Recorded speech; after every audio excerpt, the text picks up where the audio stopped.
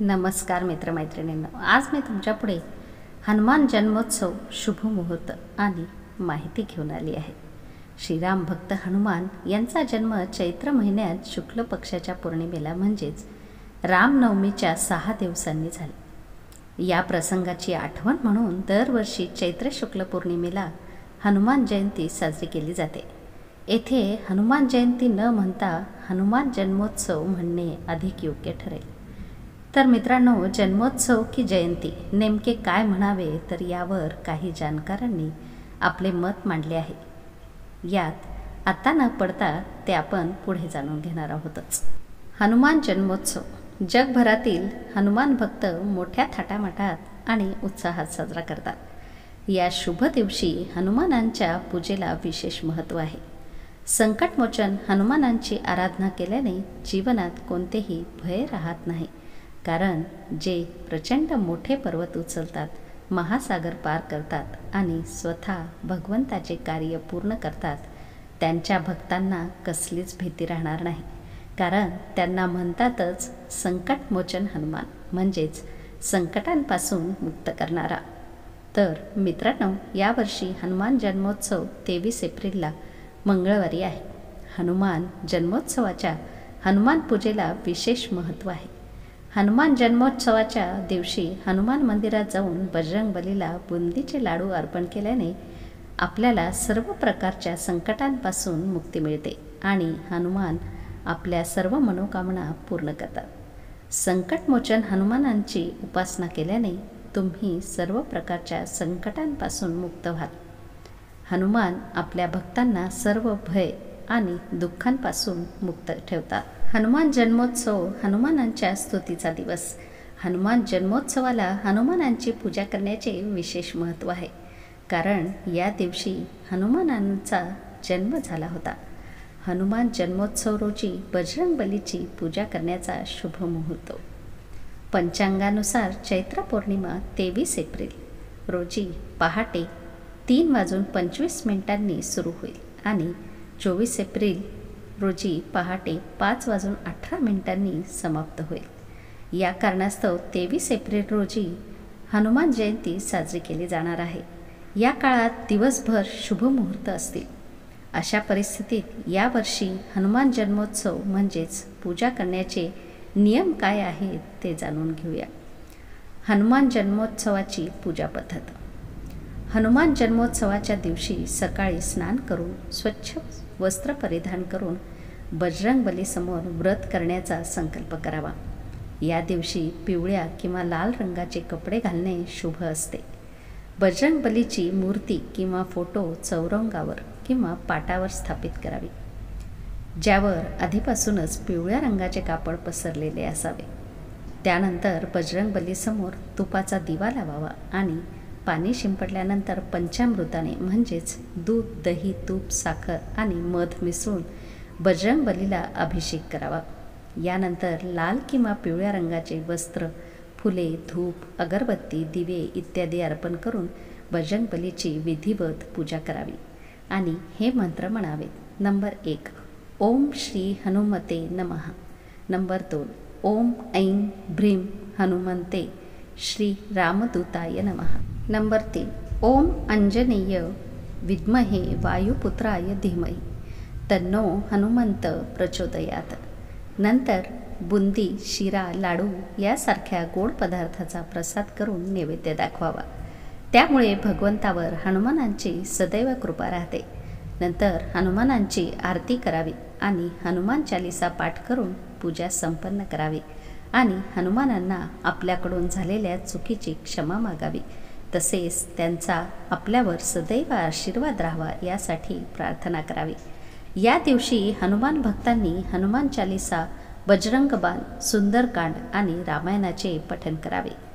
हनुमान जन्मोत्सव महत्त्व आणि विशेष योगायोग. यंदा हनुमान जन्मोत्सवाचे महत्त्व आणखी वाढले आहे. कारण हनुमान जन्मोत्सव मंगळवारी आहे. जेव्हा हनुमान जन्मोत्सव मंगळवार किंवा शनिवारी येतो तेव्हा हनुमान जन्मोत्सव आणखी विशेष असते. याशिवाय चित्रा नक्षत्रही या दिवशी असून चित्रा नक्षत्राचा स्वामी मंगळ आहे. मंगळवार हा हनुमानाला समर्पित आहे. हनुमान जन्मोत्सवाचा आणखी एक योगायोग घडत आहे की या दिवशी मंगळ मीन राशीत भ्रमण करत आहे. पौराणिक कथांनुसार हनुमानांना अमरत्व लाभले आहे. हनुमानांवर श्रद्धा आणि आस्था असलेल्या भक्तांचा असा विश्वास आहे की कलियुगातही हनुमान आहेत आणि आपल्या भक्तांचे सर्व संकट आणि दुःख दूर करतात. अचानक आलेले संकट, रोग, वेदना, मृत्यूची भीती अशा समस्यांशी जे लोक झगडत आहेत त्यांनी हनुमानांची पूजा करावी. हनुमानांना प्रसन्न करण्याचे उपाय. हनुमान खूप उदार आहे, त्यामुळे तुम्ही नेहमी लोकांप्रती उदारता दाखवली पाहिजे. गरीब आणि गरजूंना मदत करावी. विशेषतः हनुमान जन्मोत्सवाच्या दिवशी गरिबांमध्ये अन्नाचे वाटप करावे. हनुमान हे श्रीरामांचे भक्त मानले जातात, त्यामुळे हनुमान जन्मोत्सवाला तुम्हीही प्रभू श्रीरामांची स्तुती करावी, उपासना करावी. यामुळे हनुमान प्रसन्न होतात. हनुमानाला प्रसन्न करण्यासाठी त्यांना नुसती बुंदी किंवा बुंदीच्या लाडूचा नैवेद्य दाखवावा. तसेच हनुमान जयंतीला भगव्या रंगाचे शेंदूर अर्पण करावे. आता आपण हनुमान जन्मोत्सवाच्या निमित्ताने करावयाचे काही उपाय जाणून घेणार आहोत. नंबर 1. जर कोणत्याही व्यक्तीला त्याच्या जीवनात संकटे आणि शत्रूंनी वेढले असेल आणि पुढे जाण्याचा कोणताही मार्ग किंवा उपाय सापडत नसेल तर हनुमान जन्मोत्सव 23 एप्रिल मंगळवारपासून किमान 51 दिवस हनुमान चालिसाचे पाठ करावे. सर्व समस्या संपुष्टात येतील. नंबर 2.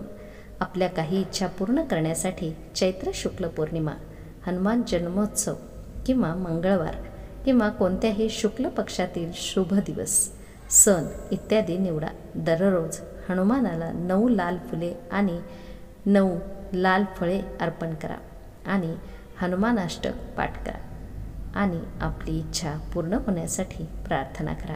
असे केल्याने कार्यातील अनावश्यक अडथळे दूर होऊन बजरंगबली कार्यसिद्धीस नेतील. नंबर 3. कोर्ट कचेरी किंवा केसमधील विजय मिळवण्यासाठी हनुमान जन्मोत्सवाच्या दिवशी मंगळवारी हनुमानाचा फोटो किंवा मूर्ती स्थापित करून आणि श्री हनुमान यंत्राची प्राणप्रतिष्ठा करावी आणि त्यासमोर बजरंग बाण श्लोकाचे 51 पाठ करावे. नंबर 4. जर पैसा स्थिर नसेल तर हनुमान जन्मोत्सवापासून सुरुवात करून 9 मंगळवारी हनुमानाच्या मंदिरात 9 बत्ताशे, 1 पवित्र धागा आणि 1 सुपारी भक्तिभावाने अर्पण करावी. नंबर 5.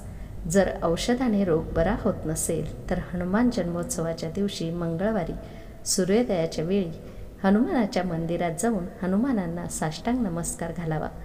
त्यांच्या चरणाचे शेंदूर घरी आणून पुढील मंत्र म्हणून सिद्ध करावे.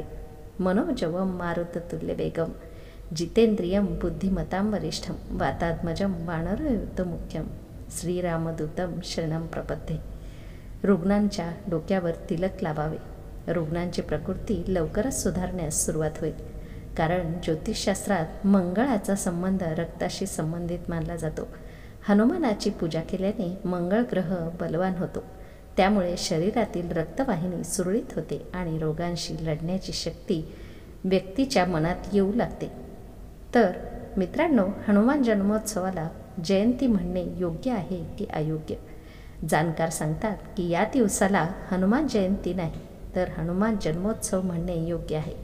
जयंती आणि जन्मोत्सवामध्ये मोठे अंतर असल्याचे देखील जाणकारांचे मत आहे. जाणकारांच्या मतानुसार जी व्यक्ती पृथ्वी तलावर नाही अशा व्यक्तींसाठी जयंती हा शब्दप्रयोग केला जातो, परंतु श्रीराम भक्त हनुमानसाठी जयंती हा प्रयोग करणे चुकीचे आहे. कारण हनुमान हा कलियुगातील जिवंत आणि जागृत देवता मानले जातात. श्रीरामांकडून अमरत्वाचे वरदान प्राप्त झाल्यानंतर हनुमान हा गंधमादन पर्वतावर निघून गेला होता. आता याच ठिकाणी कलियुगात धर्माचे रक्षण करणारा हनुमान निवास करतो असे सांगितले जाते. त्यामुळे हनुमान जन्मोत्सव म्हणणेच योग्य असल्याचे जाणकार सांगतात. तसेच तुलसीदास यांनी कलियुगात हनुमान अस्तित्वात असल्याचे म्हटले आहे. तर आता आपण तीच कथा जाणून घेणार आहोत की कलियुगात जन्म घेऊन देखील तुलसीदास यांना हनुमान कसे भेटले आणि हनुमानांनी तुलसीदासांना प्रत्यक्ष श्रीरामांचे दर्शन कसे मिळवून दिले. चला तर मग कथेला सुरुवात करूयात. याविषयी येथे एक संदर्भ आहे की गोस्वामी तुलसीदास शौच करण्यासाठी शहराबाहेर जात असत. शौचास जाऊन आल्यावर उरलेले पाणी ते एका झाडाला टाकत असत. तिथे एक म्हातारे भूत राहायचे जो त्या अपवित्र पाण्यातून आनंद मानत असे. तेव्हा एक दिवस भूत म्हणाला, हे गोसावी, आता मी तुमच्यावर खूप प्रसन्न आहे. तुम्हाला जे हवे आहे ते मागा.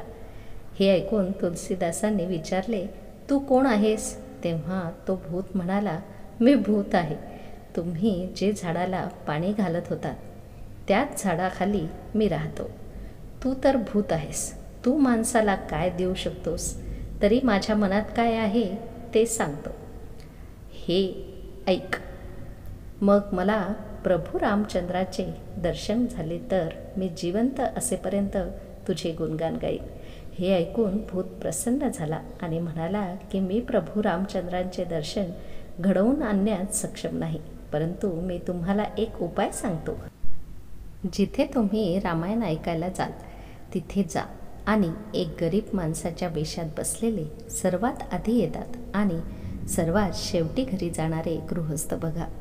त्यांच्या कमरेला फाटलेला पंचा गुंडाळलेला आहे. ते हनुमान आहेत. महावीर हनुमानांचा एक नियम आहे की त्यांना रामायण ऐकायला आवडते. ते जर तुम्हाला भेटले तर ते तुम्हाला श्रीरामांच्या दर्शनाला घेऊन जातील. त्या भूताला गुरु मानून तुलसीदास घरी गेले आणि कथेच्या ठिकाणी त्यांनी महावीर हनुमानांना भूताने सांगितल्याप्रमाणे दूरवर बसलेले पाहिले. कथा संपल्यावर श्रोते आपापल्या ठिकाणी निघून गेले आणि काही वेळ बसून महावीर हनुमानांना एकटे पाहून तुलसीदासांनी त्यांचे पाय धरले. मग ते म्हणाले, सोडा सोडा, मला सोडा. तुलसीदास म्हणाले, हे महावीर हनुमान, आता मी तुम्हाला पकडले आहे. एक तर तुम्ही मला दर्शन द्या, नाही तर माझे प्राण घ्या. हे पाहून हनुमान प्रसन्न झाले आणि तुला जे पाहिजे ते वरदान माग असे म्हणाले. त्यावर तुलसीदास म्हणाले, माझी दुसरी कोणतीच इच्छा नाही. मला फक्त दर्शन द्या आणि प्रभू श्रीरामांचे दास व्हायचे आहे. तेव्हा महावीर हनुमानांनी त्यांचे रूप दाखवले आणि तुलसीदासांना सांगितले की तुम्ही चित्रकूटला चला. तिथे आनंदाने श्रीरामचंद्रांचे दर्शन घ्या. तेव्हा तुलसीदास त्यांच्या आश्रमात आले आणि त्यांच्या मनात विचार आला की आपण अद्याप भगवान शंकराचे दर्शन घेतले नाही. आपण विश्वेश्वरनाथाच्या मंदिरात जाऊन दर्शन घेऊ. मग तुलसीदास दर्शन घेण्यास जातात, पण तिथे भगवान शिवाचे दर्शन होत नाही. तुलसीदासांनी आता आशा सोडली आणि ते चित्रकूटला गेले. तेव्हा एक ब्राह्मण आला आणि त्याने असे काही सांगितले की काशी सोडून इतर ठिकाणी जाऊ नकोस. काशी सोडून तुझा उदरनिर्वाह दुसरीकडे शक्य नाही. ते ऐकून तुलसीदास म्हणाले की मी भगवान शिवाची सेवा केली तरी ते माझ्यावर प्रसन्न झाले नाहीत.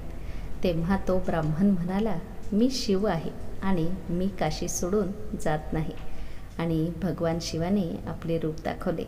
मग भगवान शिव म्हणाले, हे तुलसीदास, चित्रकूटला जा. ते सर्व काही खरे होईल आणि तुम्हाला श्री प्रभू रामचंद्रांचे दर्शन मिळेल. तेव्हा तुलसीदास चित्रकूटला आले. मनात विचार करू लागले की प्रभू रामचंद्र आणि लक्ष्मणचे दर्शन घ्यायचे होते.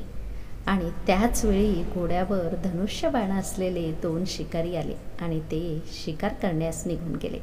आणि तुलसीदास यांना वाटले की शिकारी होते, शिकार करण्यास निघून गेले.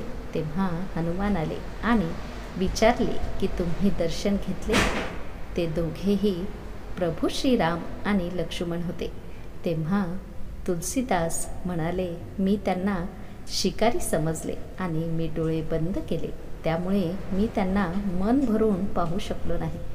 तेव्हा महावीर हनुमानांनी तुलसीदास यांना उद्या सकाळी रामघाटावर येण्यास सांगितले. तिथे आंघोळ केली आणि चंदन उगाळत होते. दोघेही दशरथ कुमार आले आणि म्हणाले, बाबा, आम्हाला चंदन द्या. तेव्हा तुलसीदास म्हणाले, मी तुमच्या अंगावर चंदन लावतो. तुम्ही राम लक्ष्मण आहात की नाही? जगातील सगळ्या ऋषींमध्ये राम लक्ष्मणाची मूर्ती आहे आणि दोन्ही राजपुत्र चंदन घेऊन निघून गेले. आता हनुमान तिथे आले आणि म्हणाले, तुम्हाला दर्शन मिळाले? तेव्हा तुलसीदास म्हणाले, चित्रकूट के घाट पे भई साधून की भीर, तुलसीदास चंदन घिसे तिलक करे रघुवीर. तर मित्रांनो, तुम्हाला ही कथा आवडली असेल, माहिती आवडली असेल तर नक्कीच लाईक आणि शेअर करा. आणि हो, RD स्टोरीजला